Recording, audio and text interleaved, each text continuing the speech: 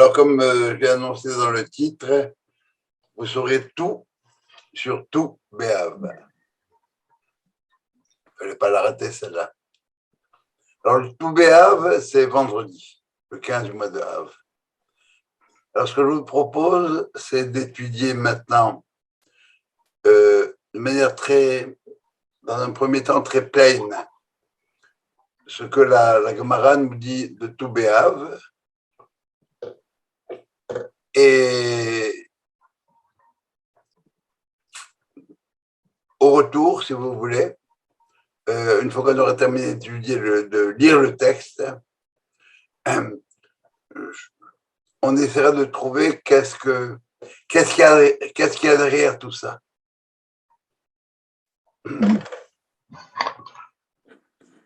C'est la fin de la Gemara Taranit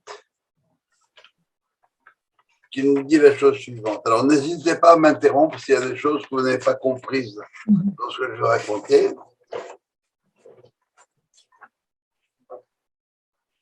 Et après ça, après les faits, on passera au sens. Alors, le Mishnah dit la chose suivante. Rabban Shimon ben Gamliel a enseigné Lo yahayu yamim tovim le Israël. Il n'y avait pas de jour aussi faste, Yom Tov en Israël, que Hamisha Asar Be'av, comme le 15 Av et Yom Kippourim et le jour de Kippour. Alors vraiment, on vient de nous mettre sur le même plan tout Be'av et Yom Kippour. Alors, la question que la Gemara pose, on aurait pu la poser nous-mêmes. Bon, Yom Kippour, je comprends très bien, mais tout Béav, Yom Kippour, je comprends très bien. Je comprends très bien Yom Kippour, pourquoi? Bien parce que c'est le jour où on a reçu les deuxièmes tables. Et les deuxièmes tables de la loi, ça prouvait quelque part que Dieu avait pardonné la faute du veau d'or. Quand je dis pardonner, il faut mettre ce mot-là entre guillemets. Ça veut dire qu'il avait bon, en attendant que ça se règle de manière définitive. Autrement dit, si vous voulez, tout Béav vient faire le tikkun de Tisha B'Av. Alors, on va essayer de comprendre quel est le lien entre les deux. Autrement dit, on nous dit que on met sur le même plan Kippour et tout B'Av. Les souvenirs se voient. Kippour, c'est le tikkun, c'est-à-dire le pardon accordé à, parce qu'apparemment la faute a été quelque part, au moins provisoirement, effacée. Mais tout Béav, c'est le tikkun de quoi? Et vous allez comprendre, à partir de ce qu'on a étudié antérieurement, qu'on a ces deux dates du 17 Tammuz et du 9 Av. Je vous rappelle que le 17 Tammuz, c'est la rupture des premières tables, et c'est un lien avec, entre guillemets, la dimension religieuse, d'accord? Et on est en droit de se dire, bon, eh bien, si tout Béav, c'est le tikkun du 9 A, 17 Tammuz. 17 Tammuz, eh bien, probablement que tout Béav, ça va être le tikkun de Tisha B'Av, mais ça, il va falloir qu'on le démontre tranquillement. Voilà simplement comment est-ce qu'on pose le problème. C'est clair? Alors, tout Béav, c'est un tikkun. Tikkun de quoi? Vous le saurez si vous restez jusqu'à la fin du cours. Alors, il va dire, bon, Mishamaï Yom Kippourim, le jour où on a reçu les deuxièmes tables, mais tout Béav, Maïtama. Quel est le sens? Et la Gemara va maintenant nous donner 6 explications. Première explication, Rav Yehuda a dit Yom Sheutelu Shevatim Nabo Ze Bazé. Le jour où on a permis aux tribus de se marier les unes avec les autres. Ça veut dire quoi ça? Avant ça, elles n'avaient pas le droit de se marier les unes avec les autres? Ben non. Non. Vous vous rappelez l'épisode des filles de Tselofhad? Oui. Elles sont arrivées, elles ont dit on veut une part du terrain. Alors très bien. Alors on veut notre part d'héritage en Eretz Israël. Notre père n'a pas d'enfant. Eh bien, Dieu a dit bon, mais si un homme meurt sans garçon, que les filles héritent. C'est bien beau que les filles héritent. Mais il y a un problème. Parce que si la fille de la tribu de Ménaché, par exemple, comme c'est le cas des filles de Tselofhad, se marie avec quelqu'un de la tribu de Shimon, eh bien, à sa mort de cette fille-là, le mari hérite de la part de la part de la fille. Autrement dit, vous aurez dans la tribu de Ménaché quelque chose d'autre, vous aurez dans la tribu de Ménaché, salut Alain, vous aurez dans la tribu de Ménaché une partie qui appartiendrait à la tribu de Shimon. Et à ce moment-là, ça marche pas. Ça marche pas. L'intégralité territoriale de Ménaché est mise en danger. Alors, c'est ce qu'on a vu dans la paracha de la semaine, il y a 2 semaines. Et Dieu a dit, en fin de compte, c'est vrai, les gens de la tribu de Ménaché ont raison. Eh bien, les filles, quand elles peuvent se marier avec qui elles veulent, en autant que qui elles veulent soit de leur tribu à elles. De façon qu'on ne se ramasse pas avec un territoire en gruyère. Des trous à l'intérieur de la tribu de Shimon, il y aura quelqu'un de Ménaché, etc. Ça va, ça? Première raison, c'est le fait que les rabbins, un jour de Tou B'Av, ont décidé que cette loi qui avait été édictée par Dieu n'était valable que pour la génération des gens qui rentraient en Israël. C'est technique, ok? On ne rentrera pas dans la détail technique, mais les rabbins ont dit, bon, ça c'est vrai, mais c'est valable pour la génération qui rentre en Israël. Première raison, permission de se marier entre tribus, c'est-à-dire lever de l'interdiction du mariage intertribal. C'est bon? On dit Israël est un. Oui. Un Israël, un seul Israël, tout englobe tout le monde. Ça veut dire qu'il n'y a pas 12 tribus? Ça veut dire qu'il n'y a pas 12 territoires? Non, c'est-à-dire qu'on devrait permettre à tout le monde, même les tribus, se marier pour en faire un grand Israël.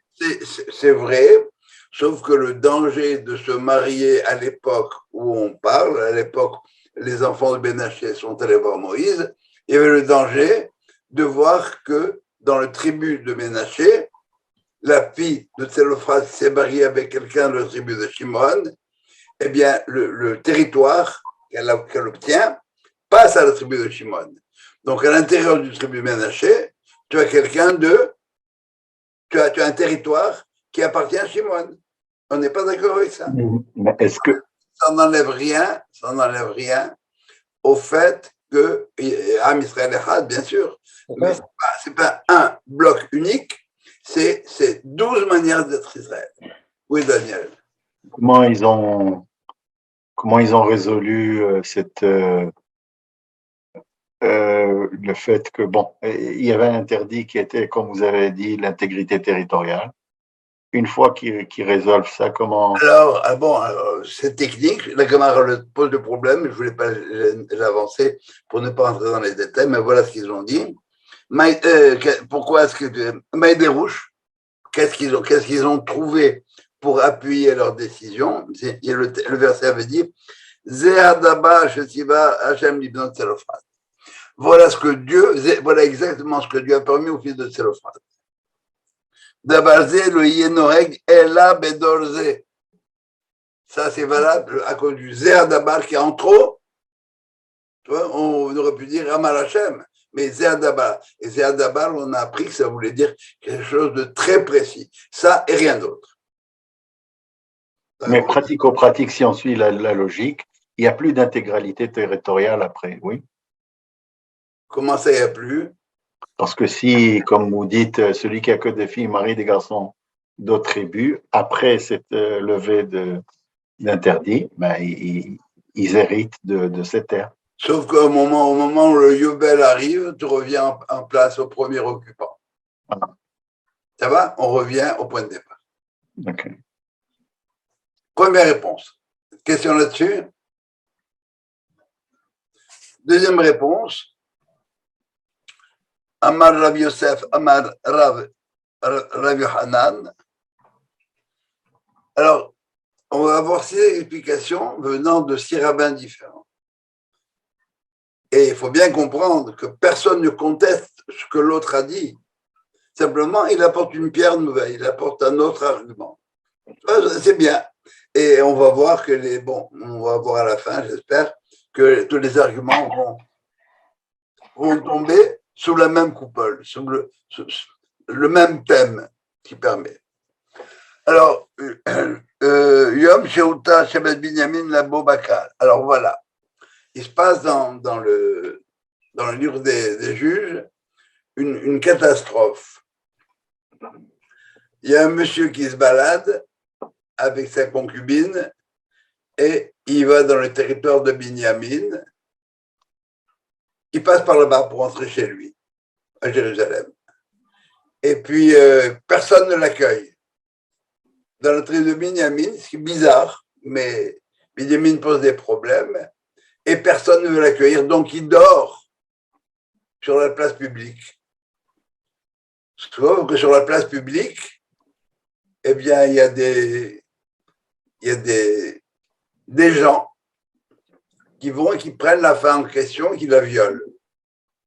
Pas une fois, pas deux fois, vous imaginez le carnage. Le lendemain, ce monsieur-là en question arrive et découpe sa concubine violée et tuée en 12 morceaux et il envoie un membre chacun aux autres tribus en disant « Voyez ce qu'on a fait, ce que les gens de la tribu de Binyamin ont fait ». C'est bon, ça ce qu'on appelle le thème de Pilegel Bekiva. Ça vaut la peine de le regarder si vous voulez le voir, c'est dans les livres des juges. Et à ce moment-là, toutes les tribus ont demandé à Binyamin de livrer les assassins. La tribu de les violeurs, pardon. La tribu de Binyamin a refusé. Et ça a été une guerre où il y a eu des centaines de milliers de morts. Et à ce moment-là, ce qu'on a dit, c'est que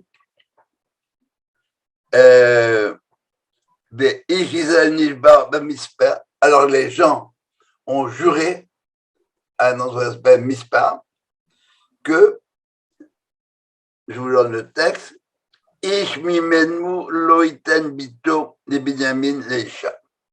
personne d'entre nous, à part la tribu de Binyamin, bien sûr, ne donnera sa fille à quelqu'un de la tribu de Binyamin. Ça va? Donc, interdiction de se marier avec les gens de Binyamin. Et les rabbins ici aussi, pour répondre à la question que Daniel ne m'a pas encore posée, ils ont dit quoi? Quel verset interprété? Ils ont dit Ish mimenu. Personne d'entre nous qui sommes présents. Mais dans les générations futures, on pourra. Et en fin de compte, c'est ce qu'ils ont fait. Parce qu'ils ont permis aux gens de Binyamin d'aller d'Afra le jour de Toubéab, le jour où les filles sortaient danser dans les vignes, d'aller prendre une femme. Autrement dit, on a levé ici une autre interdiction, plus ou moins semblable à la première, c'est à partir de maintenant, on peut donner sa fille en mariage à quelqu'un de la tribu de Binyamin. C'est clair? Oui, le gars dont la concubine a été violée, il était de la tribu de Béniamine. Non. Il était de passage. Ah, il n'était pas de la tribu de Je crois que c'est Béniamine. la tribu de Gad, je ne suis pas sûr. J'ai pas vérifié. Ok. Non, mais absolument. Okay. Autrement, ça aurait été une affaire interne. Exactement. Ouais, ok. Oui, C'est Moïse. bon. Pourquoi on pointe particulièrement la tribu de Binyamin? Parce que c'est la tribu de Binyamin qui a refusé de livrer les coupables. C'est des gens de la tribu de Binyamin. Et il y a eu un viol qui s'est passé à Côte-Saint-Luc. Les gens de Côte-Saint-Luc refusent de donner le violeur à la justice. À ce moment-là, les gens disent, bon, Côte-Saint-Luc, on les bannit, on ne se marie plus avec eux.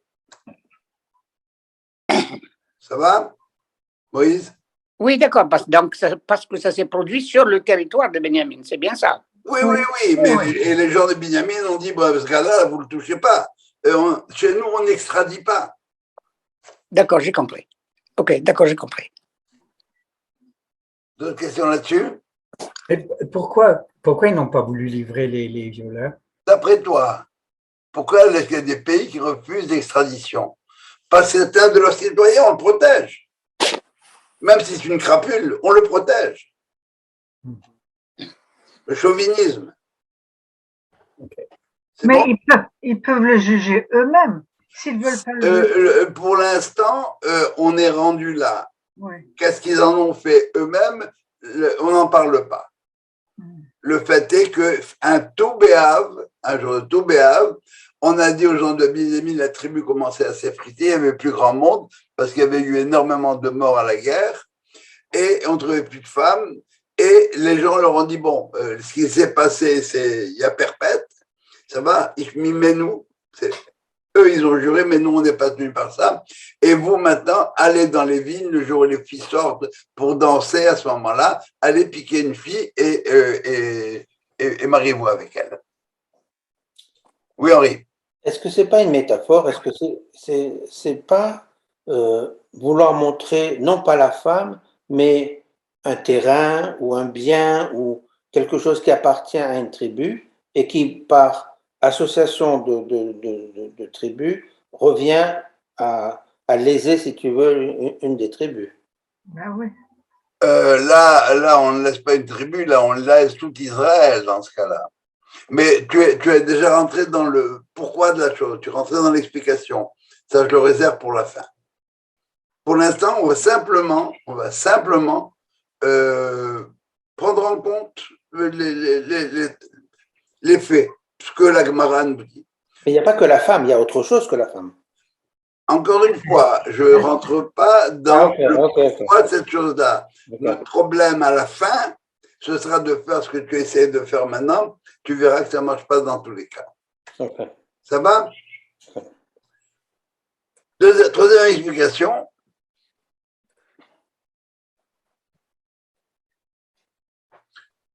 C'est Amarav Yom Shekalubo Mete Midbar. C'est le jour où les morts du désert se sont arrêtés de mourir. Alors, oui, ils sont arrêtés de mourir, c'est ça.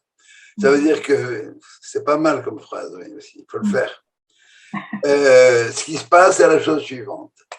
C'est que lorsque les explorateurs sont revenus et qu'ils ont fait le rapport de Tisha B'Av, Dieu a juré, il a dit, bon, pendant 40 ans, tous les gens de 20 ans et plus n'entreront pas en Israël. Alors, ils sont morts dans le désert. Et la procédure est la suivante. Tous les jours, tous les soirs du 9 Av, chacun creusait sa tombe.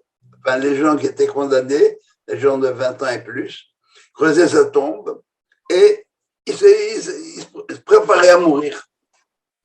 Et le lendemain matin, il y a quelqu'un qui disait que les vivants se séparent des morts. Ceux qui n'étaient pas morts cette année-là se levaient et les autres, on recouvrait. Ça va? Et puis, une année, c'était pas en la 40e et la 39e, le 10 Av au matin, personne n'était mort. Waouh! Peut-être qu'on s'est gouré, peut-être qu'on s'est trompé, c'était pas le 9 Av. On attend un jour de plus et 2 jours de plus. Mais quand la lune est pleine le 15 Av, Ouais. c'est clair que c'est plus le 9 Av, c'est le 15 Av. Donc, extraordinaire. Donc, on a été pardonné. Le décret du 9 Av vient d'être levé. Et à ce moment-là, la Gemara poursuit en disant, et jusqu'à ce moment-là, Dieu ne s'adressait pas à Moïse de la même manière qu'il s'adressait avant. C'est vrai, il l'a mangé. Tant mieux, tant mieux. Sylvia, le micro, s'il te plaît. Ma chérie, tu m'excuses. Ça va? Alors, et le texte nous dit, bon, jusqu'à ce moment-là, Dieu ne parlait pas à Moïse. C'est pas vrai, il lui parlait, mais pas avec autant d'intimité qu'avant. Ça va? Et là, on nous cite un verset pour nous dire que, effectivement,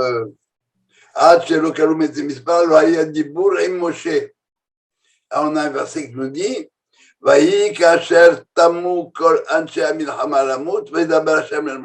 lorsque tous les gens de la guerre ont fini de mourir, tous les condamnés sont morts, eh bien, Dieu s'est mis à me parler. Alors donc, il y a une raison pour ça.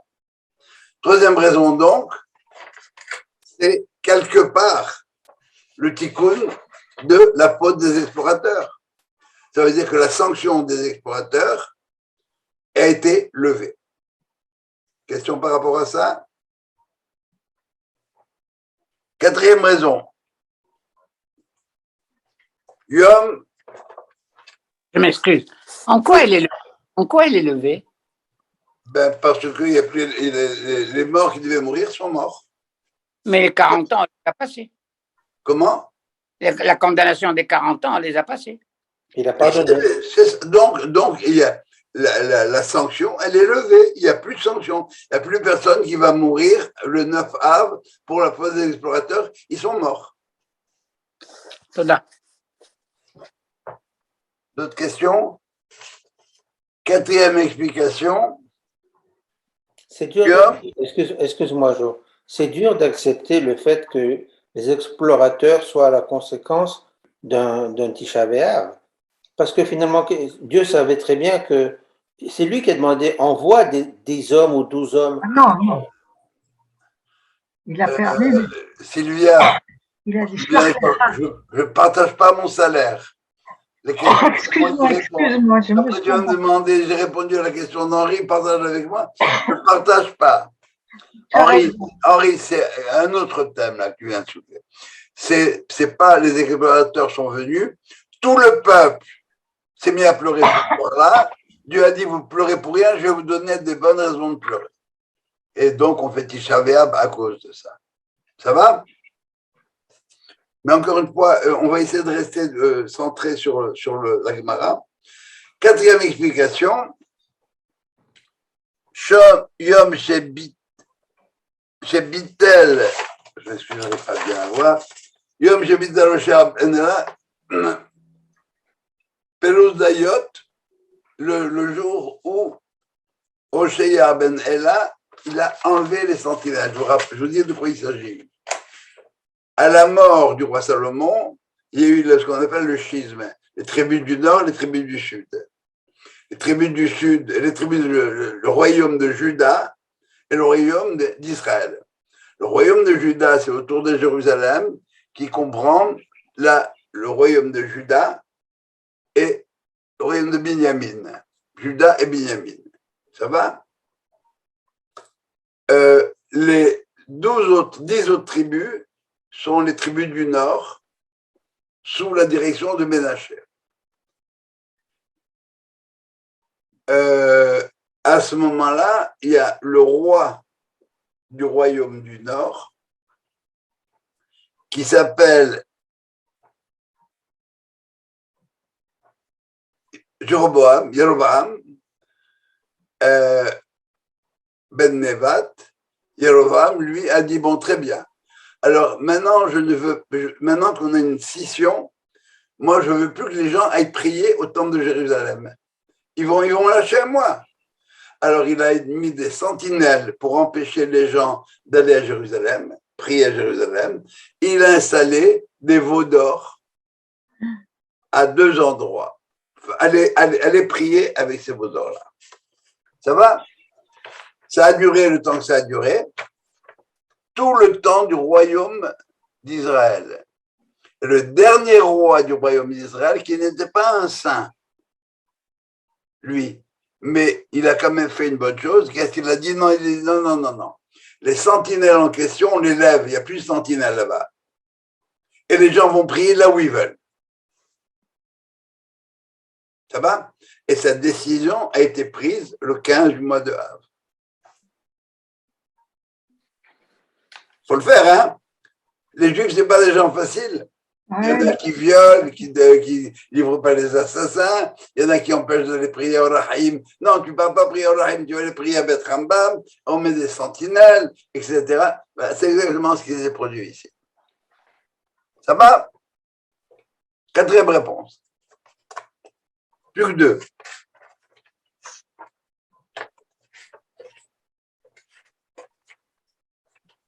Alors, Yom chez Nitenu Haruge Betar Ligvura. On a beaucoup parlé de Betar. Vous vous rappelez ce que c'était que Betar, n'est-ce pas?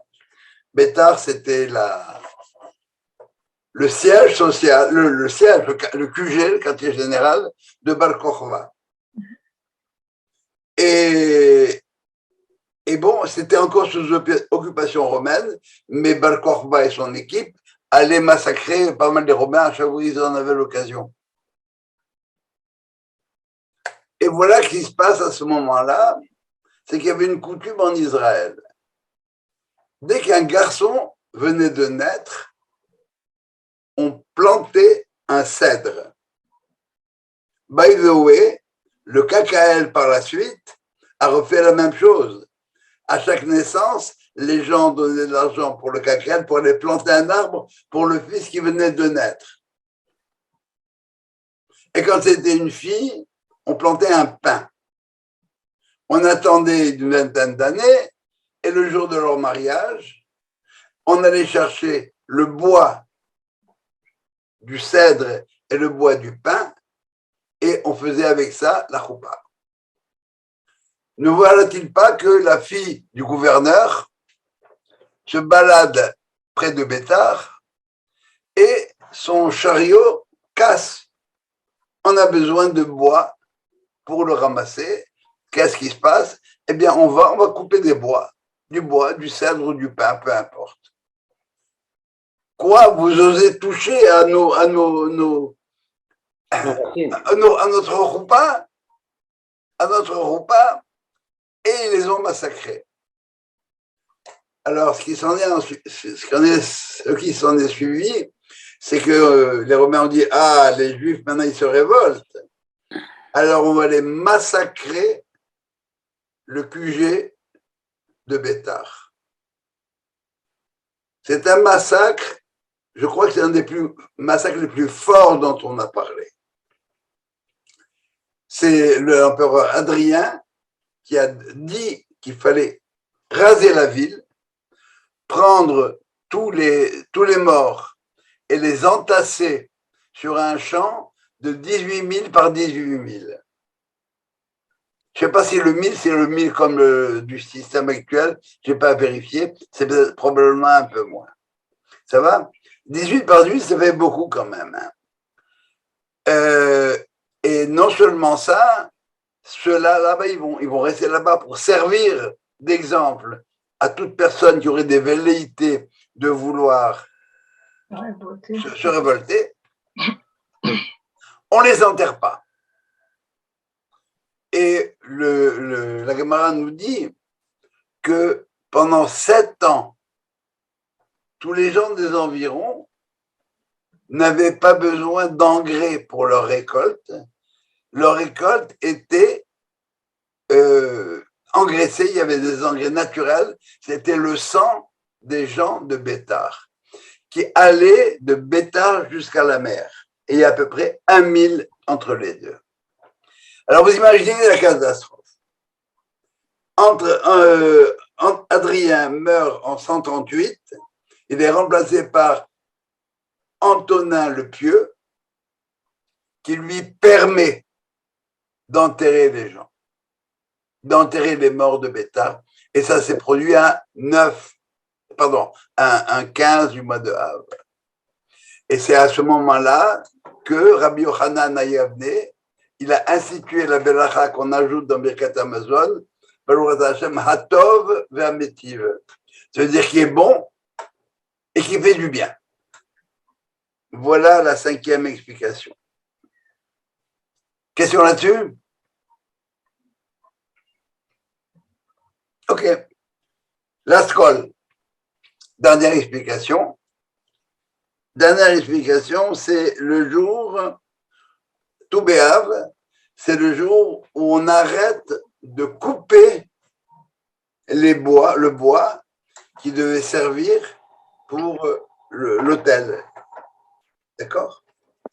Pourquoi le 15 Av?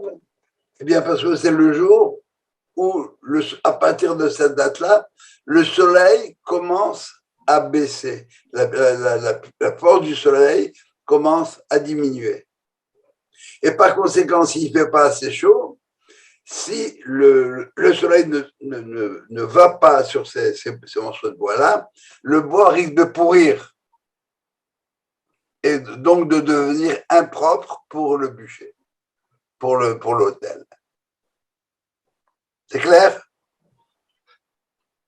Et la Gemara continue à dire, étant donné que les journées raccourcissent, que les nuits allongent, alors le temps d'étude qu'on passait à la yeshiva pendant le jour diminue.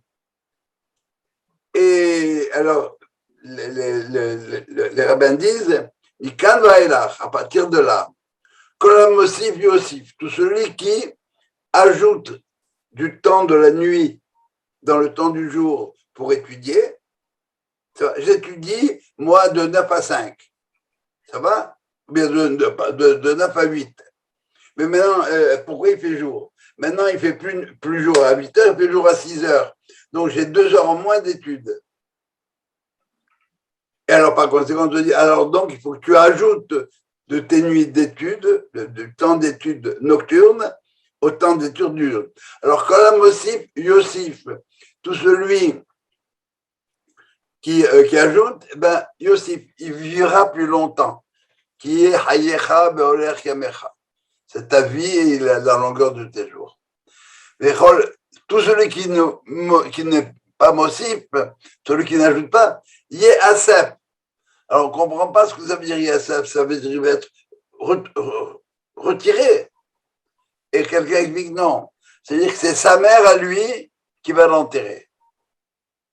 Yasef, ça veut dire qu'il va être rejoindre. Yasef el Rama, pour dire que quelqu'un est mort, on dit il a rejoint son peuple. Ça va? Dans la tombe, dans l'au-delà, la même chose. Alors là, vraiment, c'est loin d'être gentil. Voilà le texte de la Gemara. Je vous garde la suite pour la suite de la Gemara pour après les explications. Alors notre challenge maintenant, c'est quoi? Eh bien, c'est d'essayer de comprendre c'est quoi le dénominateur commun à toutes ces choses-là. Si on avait beaucoup de temps, je vous laisserai parler, mais je vais déjà commencer à donner les réponses. Le mot qu'il faut retenir ici, c'est le mot indifférenciation. Quelque chose qui est indifférencié. Si vous achetez un tournevis à une seule tête, vous ne pouvez vous en servir que pour des vis qui ont des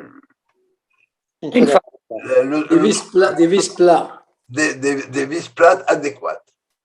Si vous prenez un tournevis avec 15 têtes, vous pouvez visser à peu près n'importe quoi. Si vous avez un outil qui ne sert qu'à une seule chose, un marteau, vous ne pouvez faire que taper dessus. On arrange un petit peu, on en fait aussi maintenant une tenaille, on peut retirer des clous avec, etc. Alors vous avez maintenant des outils qu'on appelle multifonctionnels. Votre cellulaire, il ne vous sert pas seulement à téléphoner, il peut vous servir à des millions de choses. À l'intérieur, vous avez un réveil, vous avez une calculatrice, vous avez la météo, etc. Alors, le tikkun ici, tout ce qui est différencié, c'est figé, ça ne bouge pas. Ce qui est indifférencié, c'est très ouvert, complètement ouvert. C'est pour ça qu'on dit un hébreu, c'est un ivri. Parmi les différentes réponses qu'on donne de ce que c'est qu'un hébreu, de ivri, le Zohar en ajoute une, c'est le mot roubar. Roubar, c'est un embryon. Et l'embryon, eh bien, il est complètement indifférencié tant qu'il est au niveau de l'embryon. Il va grandir, ça va devenir un garçon, une fille, c'est tout ce que vous voudrez. Mais au départ, Israël, c'est ça. Les gens d'Israël, eh bien, il y a des roubars, l'hébreu, eh bien, il peut être russe, il peut être mexicain, il peut être marocain, il peut être américain et même canadien. Alors, c'est ce qu'on va essayer de découvrir à l'intérieur des 6 exemples qu'on a donnés, où est la dimension d'indifférenciation. Autrement dit, de quoi il faut faire le tikkun? D'une trop forte différenciation. Tu es trop spécialisé, tu restes trop coincé, tu es coincé avec toi-même, tu ne peux pas avancer. Et si tu ne peux pas avancer, eh bien bon, tu vas rester figé. On n'avancera pas. Premièrement, le mariage libre, si vous voulez, c'est une indifférenciation tribale. Hein? Eh bien, on permet maintenant, on lève l'interdiction de se marier entre tribus. Alors ça, c'est une indifférenciation. La différenciation aussi, elle est trop territoriale. À cause du territoire, ça ne marchera pas. À cause de mon territoire, je ne peux pas me marier avec cette fille que j'adore. Alors donc, on vient de lever la différenciation territoriale pour la terre elle-même. Ça va, Henri, là, ça, on rattrape un peu ce que tu disais. Deuxième chose, on ne se marie pas entre tribus. Oh là, c'est une différenciation tribale. Un sectarisme tribal, soit qui est dû dans le premier cas à l'intégrité territoriale, soit un surprotectionnisme, malgré la violation de la loi. Donc, on va permettre aux gens maintenant, on a levé la différenciation de surprotectionnisme, on a pardonné aux gens de Binyamin ce surprotectionnisme qui était néfaste.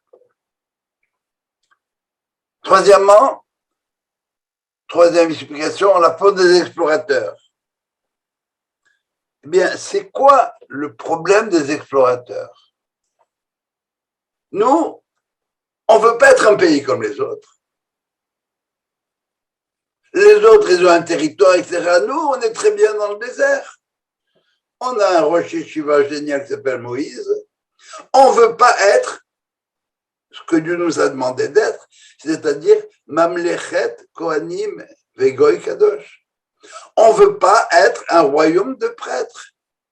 On ne veut pas être avec les autres. Les autres, que les Zoulous s'arrangent avec les Zoulous et les Australiens avec les Australiens. Nous, on veut rester dans le désert. On veut pas avoir un pays modèle. On ne veut pas Israël. Pourquoi faire on veut Israël? Pour servir d'exemple? On ne veut pas servir d'exemple, on est très bien comme on est. On reste coincé chez nous. Et vous voyez là, le vouloir rester enfermé dans nos 4 coins. On veut, dans notre territoire, mais on ne veut pas de territoire. Quatrième exploration. Fin de l'intégrisme. Vous vous rappelez la quatrième, ce que c'était? Hein, tu ne peux pas aller prier au Rahim, non pas au Rahim, tu ne peux pas aller prier à Jérusalem, tu vas prier à Shiloh, là où moi je vais mettre à Bethel, là où je vais mettre mes voix à moi. C'est une répétition du veau d'or. Le veau d'or, c'était le culte à Moïse, mais pas à Dieu. Et là, qu'est-ce qu'on dit? C'est le culte, il avait dit, c'est le culte saint, pas à Jérusalem, chez moi, dans mes affaires à moi. Alors que Jérusalem, c'est l'universel. Je ne veux pas l'universel. Tu vas venir prier devant mes veaux d'or à moi. C'est une différenciation politique utilisée pour passer du Kodesh au Chol. Le Kodesh, c'est ce qui va vers la vie, ce qui est ouvert. Le Chol, c'est limité. Eh bien, c'est exactement ça. Il a levé cette interdiction-là.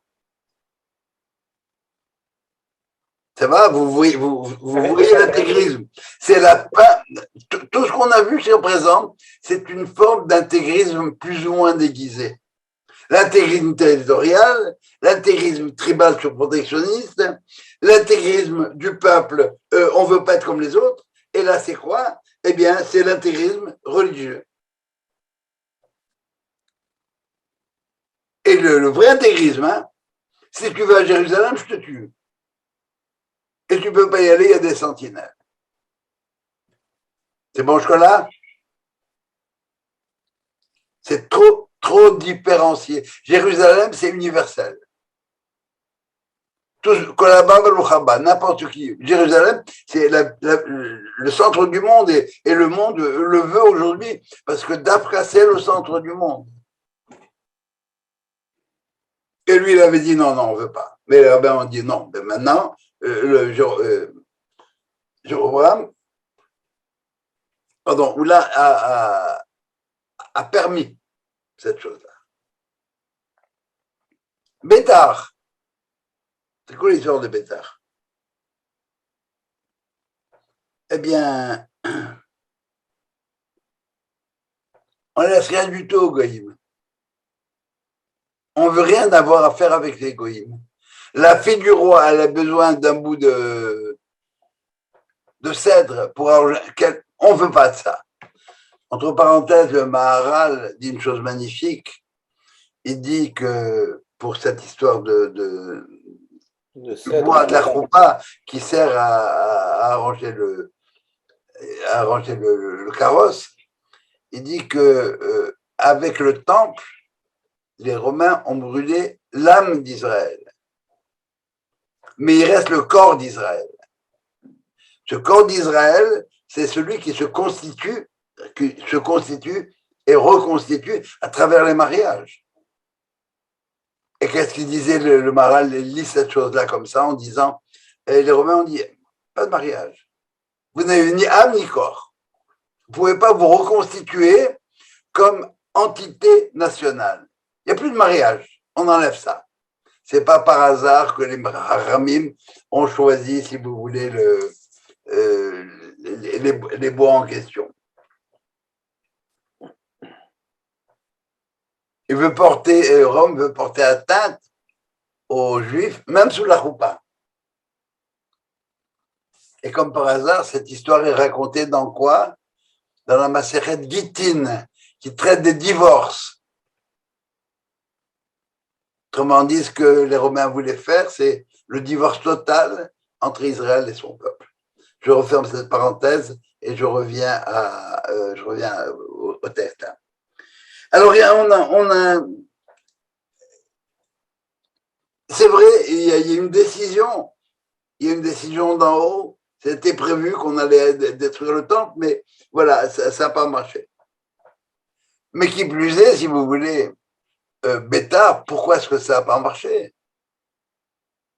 Bien parce qu'il y avait de la haine gratuite. Parce que chacun voulait rester sur son territoire. Pourquoi Rabbi Akiba a accepté de soutenir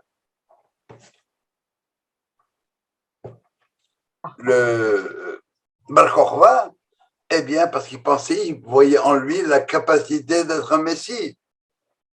Mais non, peut-être que lui avait la capacité, mais les troupes autour ne l'avaient pas. Il y avait cette sinat inam, cette haine gratuite, qui fait que moi, je reste avec moi, je veux rien avoir à faire avec toi. Autrement dit, c'est un sectarisme quasiment individuel, si vous voulez, refus d'acceptation de l'autre.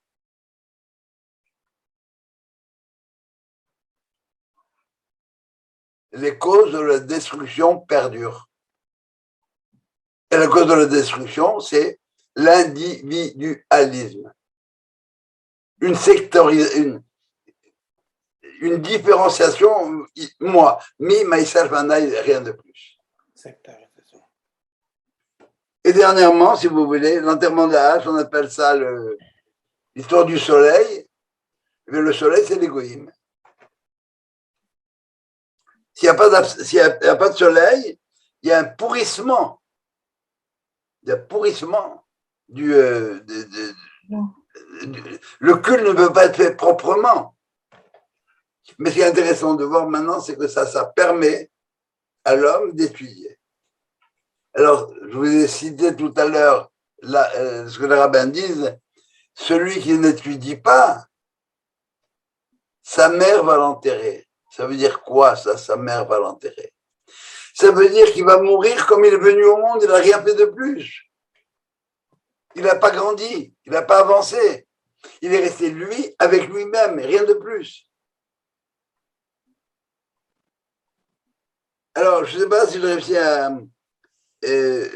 rappelez-vous, qu'est-ce qu'on fait à Sukkot? On apporte 70 taureaux pour les nations du monde. Eh bien, voilà.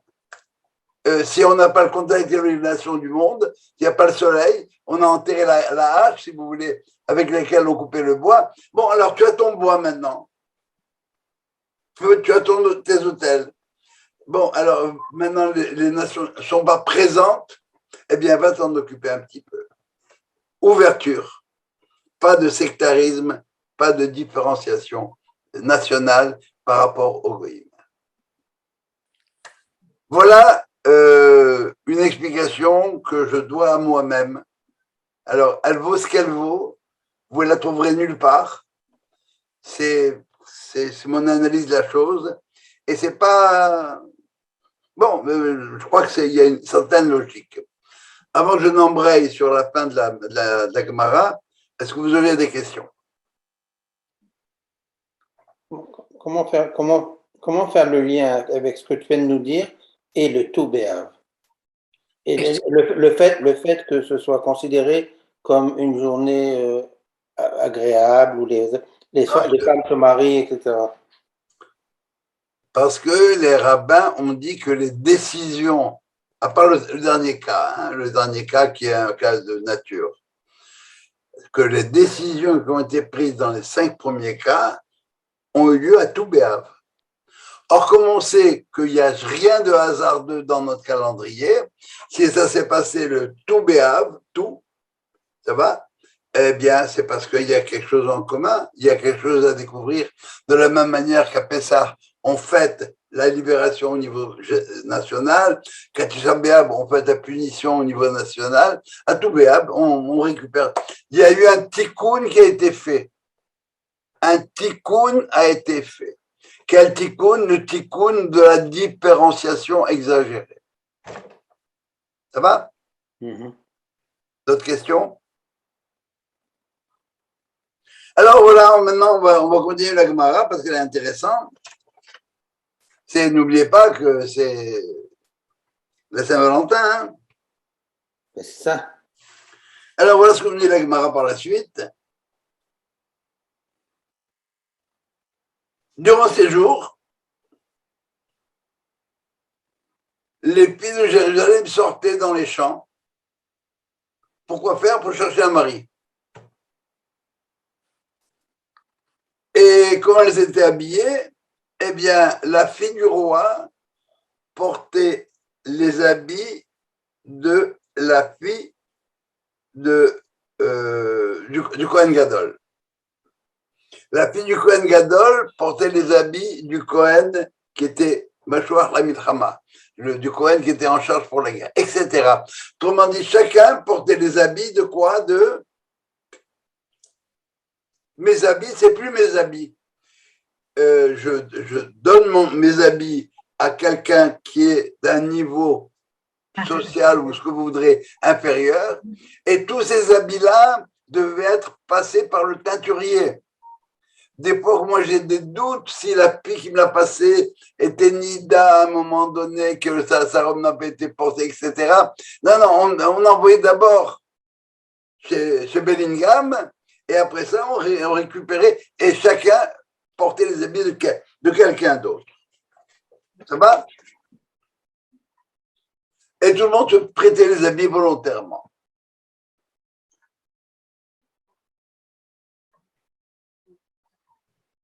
Alors, la Gemara continue en disant, les filles sortaient et sortaient dans les vignes. Alors d'abord, vous remarquez déjà une chose ici dans l'histoire des habits, c'est qu'il n'y a plus de hiérarchie sociale. Hein? La sectorisation de nobles, si vous voulez, elle vient de sauter. Moi, je suis la fille du roi, je ne vais pas mettre les habits de... Mais oui, tu vas les mettre, les habits de la fille du prêtre. Bien sûr, pour qui tu te prends? Est-ce qu'il y a un lien avec le aîné où la femme porte le aîné, la robe de quelqu'un d'autre Si tu veux le dire, mais il y a des gens qui tiennent absolument à se faire leur robe à eux. Quand les gens ont les moyens, ils pas vont beaucoup, parce que ça coûte très cher, ces choses-là. Et Bookers, ils en foutent. Alors, et elle sortait, et la Gemara nous dit, celui qui n'avait pas une femme, il se rendait là-bas. Alors là, c'est assez amusant, regardez ce que dit la Gemara. Alors, comment est-ce qu'on draguait à l'époque? Hein? Eh bien, on a une technique de drague pour les femmes, c'est pas les hommes. Alors, ce que dit la Gemara. Celle qui, parmi elles, était de haute lignée, Meyuhasot. Moi, je fais partie de la grande noblesse.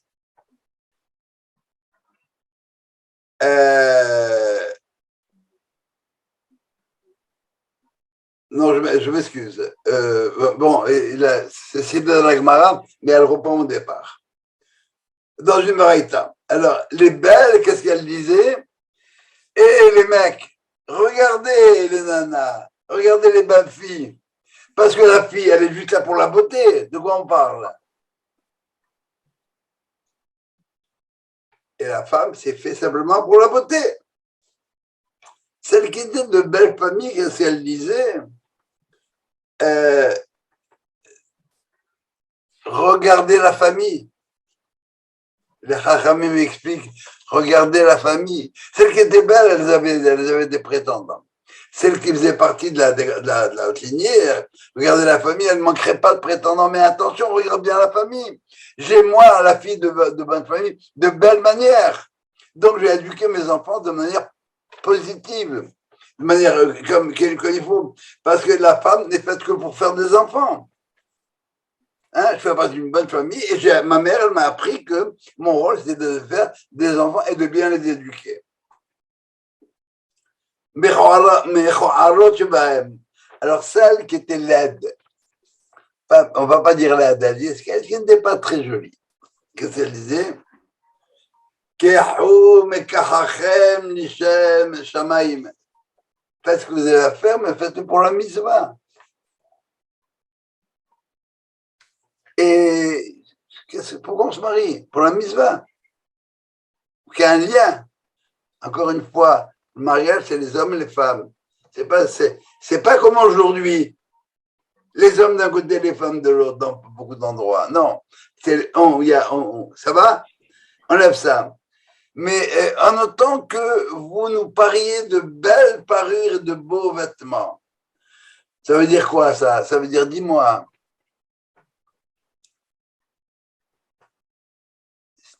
Tu te fies à l'apparence comme ça. Mais si moi, tu me mets une super robe, des super bijoux, etc., tu vas voir comme je vais être belle. Qu'est-ce qu'on vient de voir ici? Il n'y a plus de politically correct. C'est plus les mecs qui draguent. C'est les filles qui draguent. On lève toutes les barrières. Dans un cas très particulier, un tout béave, pas n'importe quand.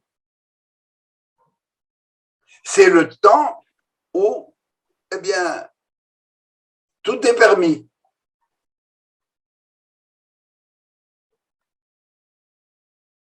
Et les rabbins, bon, j'ai terminé en disant à la fin. Et le traité, maintenant, alors, on a fini ça. On a fini ça et apparemment, la Mishnah va nous parler de quelque chose. La Gemara va terminer le traité Ta'anit sur une note complètement différente. Il va nous dire la chose comme ça. Dans le monde à venir,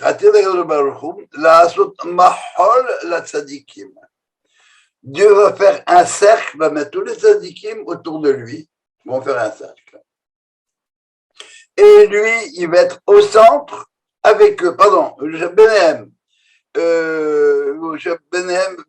il va être parmi eux, même pas au centre. Et chacun va le pointer du doigt. Le doigt comme le doigt du mariage, le doigt dans lequel on met la bague nuptiale.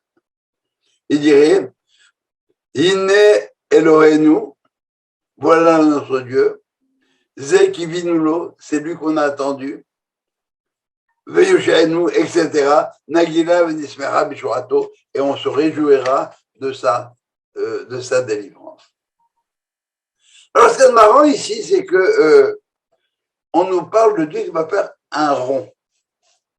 D'abord, le mot mahol, il a deux sens. Il veut dire soit pardonner, soit faire un rond. Quel lien entre les deux? Eh bien, le cercle, c'est la figure géométrique indifférenciée par excellence. Dans une droite, vous avez ce point-là, celui-là, à droite ou à gauche. Dans le cercle, il n'y a pas ça. Bien sûr qu'en trigonométrie, on a inventé le sens trigonométrique, hein, mais c'est arbitraire. Dans une droite, tu as un point qui vient à droite de l'autre. Dans un cercle, tu ne peux pas dire qu'il est plus haut ou plus bas, parce que il n'y a pas plus haut ou plus bas. Donc, le cercle, c'est l'indifférencié par excellence. Et dans la Kabbalah, on apprend justement que que chaque être, c'est une synthèse entre le cercle et la droite, l'indifférencié et le différencié. On peut le retrouver quelque part. Et ce qu'il y a de plus sympathique alors l'histoire du cercle, c'est bien ça. On est dans le monde de l'indifférencié. Et pour compléter le schéma, eh bien, si on compte les lettres de l'alphabet, la 15e lettre, c'est Samer. Vous connaissez la forme du Samer? C'est un cercle. Et voilà ce que j'avais à vous dire pour tout Béave, qui a l'air de rien du tout. C'est un truc, ce jour-là, la seule chose qu'on ne fait pas, c'est le vidouille. Donc, après-demain, faites-vous un cadeau indifférencié par excellence. Ce qui sort de la norme, qui sort complètement de la norme. Et quand ça sort de la norme, ça fait rire. Comment dit-on le rire en hébreu? Tzok. Troc. Ça s'écrit comment? Tzadé? C'est? Tzadik het vav kaf. Non, pas het. Pardon, oui. Tzadek, het Vav kaf. et kouf. Ouf. Ça veut dire tse hok. Sort du hok. C'est quoi le hok? C'est la norme. La loi. La loi nature, Chokéateba. Qu'est-ce qui nous fait rire? C'est quand on arrive à quelque chose de complètement absurde. Pourquoi c'est absurde? Parce que ça sort de la norme complètement. Regardez la force de l'alphabet hébraïque. Déjà de le mot tsehok, tu sors de... Et ça explique pourquoi lorsque les rabbins il n'arrivait pas à régler un problème de Gemara, il se racontait des blagues. Pourquoi? Parce que quand tu restes dans le rock, dans la pensée classique, tu n'en sors pas. On a inventé ce qu'on appelle, on a diagnostiqué ce qu'on appelle la pensée latérale. Et elle règle bien des problèmes. Et elle fait rire. La première personne qui rit, c'est Sarah. Pourquoi elle rit? Moi, j'ai 90 ans, je vais avoir un gosse. Waouh, c'est vraiment antinaturel, mais c'est vraiment. Qu'est-ce qui fait rire? C'est quand on sort du naturel et quand on n'est plus coincé dans le formel et dans tout ce que vous voudrez. Là, c'est rire. Et là, c'est l'ouverture infinie. Voilà les secrets de tout Béhav. Maintenant, vous savez presque tout sur tout Béhav. Mais qu'est-ce qu'il faut faire pour le fêter? Ah ben, chacun ses problèmes. Chacun, c'est des choses qui te coincent à toi comme tel. Tu peux pas faire, je sais pas, ouais, tu t'es fait des règles. Bon, tu fumes pas, ben ce jour-là, tu vas fumer. Si tu as envie de fumer, tu vas aller voir, tu vas avoir des gens, tu vas, avec qui tu es pas très copain, tu vas les inviter à prendre un pot, tu vas montrer ton ouverture d'esprit, la plus large. Il y a des gens à qui tu parles plus depuis un certain temps. Eh bien, bon, il y en a, ça va être très dur, je sais, mais il y en a peut-être que tu peux aller taper sur l'épaule en disant oh, vraiment, on en est ridicule de s'être engueulé pour une bêtise pareille. On est resté chacun sur ses positions. Viens, on ouvre ça. Je sais pas, mais si tu as compris le principe, c'est tu vas sortir du rock. Tu vas sortir de la rigueur, d'une rigueur. C'est encore une fois, c'est l'ouverture. C'est ça, indifférenciation. Mais excuse-moi, est-ce qu'on encourage ça à l'année longue ou c'est limité à tout? Alors, comme tout le reste, si on encourage ça à l'année longue, mais il y a des moments privilégiés où on a quelque part Siyata d'Ishmaïa. Ça veut dire on a l'aide d'en haut. Le bon moment pour se libérer, c'est tous les jours, mais tu te libères mieux à Pessah. Le bon moment pour faire, les moments pour faire tes chouvas, c'est à l'année longue, mais c'est plus opérationnel à partir du mois de Elul. Donc là, bon, si tu as des idées comme ça et tu as envie de le faire, tu le fais, go. Bon moment, au bon endroit, au bon moment. C'est ça. Alors, oui, pardon, excusez-moi. On peut se demander pourquoi est-ce qu'il y a eu les tribus? Pourquoi est-ce qu'on n'a pas permis dès le début un mélange des tribus? Je n'ai pas compris, Alain. C'est-à-dire que les tribus ont été différenciées depuis le début. C'est-à-dire chaque tribu avait sa portion de territoire dans Israël. Oui. Et le territoire était bien séparé les uns des autres et les tribus ne se mélangeaient pas. Au départ, il y a eu interdiction des pays d'une tribu de mélanger avec l'autre tribu. Alors d'abord, l'importance des tribus comme telles. Oui. Chaque tribu, c'est un paysage différent. Il y a des tribus qui sont des tribus spécialisées dans la guerre, des tribus qui sont spécialisées dans la justice, des tribus qui sont spécialisées dans le bien-être, etc. Ça va? Et alors donc, c'est ce qu'on appelle, on a étudié ça à propos des vœux, Rashi Amatot. Il faut connaître ce qu'on appelle en français maintenant la culture tribale, la culture de telle tribu. Chaque tribu a une culture. Ça va? Alors le problème qui a été posé, c'est un problème technique.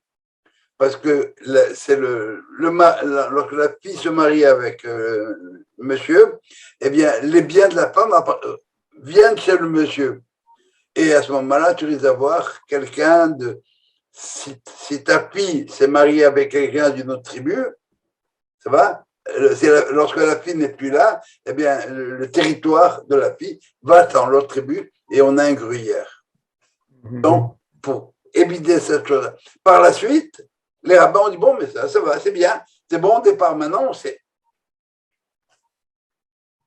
Mais c'est clair de l'importance des tribus.